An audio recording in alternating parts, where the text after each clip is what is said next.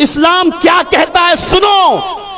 حضرت عمر فاروق جب یروشلم کی طرف سفر کر رہے تھے اور بیت المقدس کی طرف آپ کو جانا تھا، راستے میں اذان کا ٹائم ہو گیا، نماز کا وقت ہو گیا، اور میڈیا والوں لکھو، تمہیں یہ چیزیں بتائی نہیں گئی ہیں یا تم نے پڑھا نہیں ہے، لکھو. جیسی اذان کی آواز آتی ہے، حی علی الصلاۃ حی علی الفلاح، عمر ہی کے ایک آدمی نے اذان دی. امیر المومنین پوچھتے ہیں آس پاس کوئی مسجد ہے یا نہیں؟ جواب ملا کوئی مسجد نہیں ہے.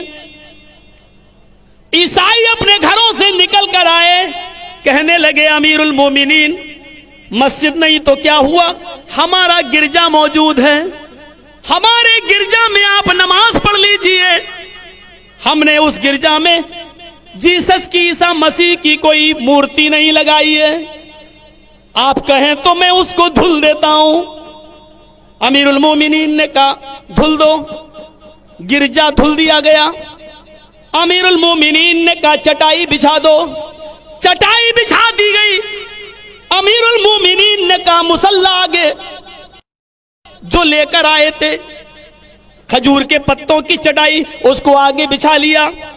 کہا ایک آدمی اقامت کہے، اقامت بھی کہہ دی گئی. اللہ اکبر اللہ اکبر، اشہد ان لا الہ الا اللہ، اشہد ان محمد الرسول اللہ، حی علی الصلاۃ حی علی الفلاح، قد قامت الصلاۃ قد قامت الصلاۃ، اللہ اکبر لا الہ الا اللہ. امیر المومنین نے فرمایا استووا صفوفکم، اپنی صفیں درست کر لو. جیسے ہی صفیں درست ہو گئی، آپ نے قبلے کی طرف منہ کر لیا.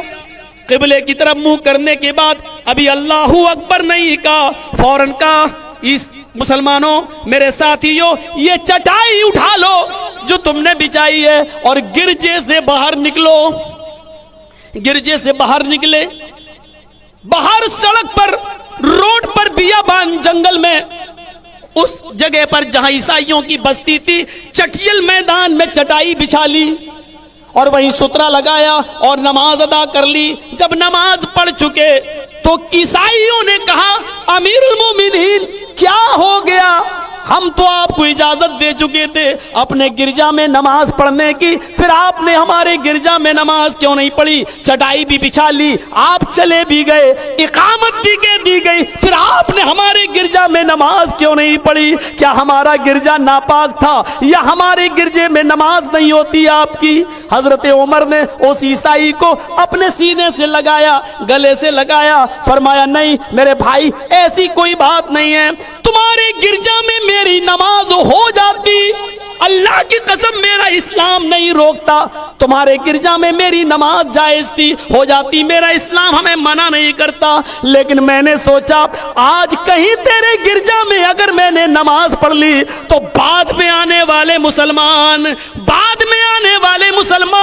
کہیں تمہارے اس گرجا پر مسجد ہونے کا دعویٰ نہ ٹھونک دیں اور یہ نہ کہہ بیٹھیں کہ اس مسجد میں حضرت عمر نے نماز پڑھی تھی اس لیے یہ مسجد ہے، اپنا گرجا خالی کرو. عمر کے انتقال کے بعد تمہارے گرجا پر مسلمان کہیں مسجد ہونے کا دعویٰ نہ ٹھونک ڈالیں. میں نے اس ڈر سے تمہارے گرجا میں نماز نہیں پڑھی تاکہ مسلمانوں کو کوئی بہانہ نہ ملے.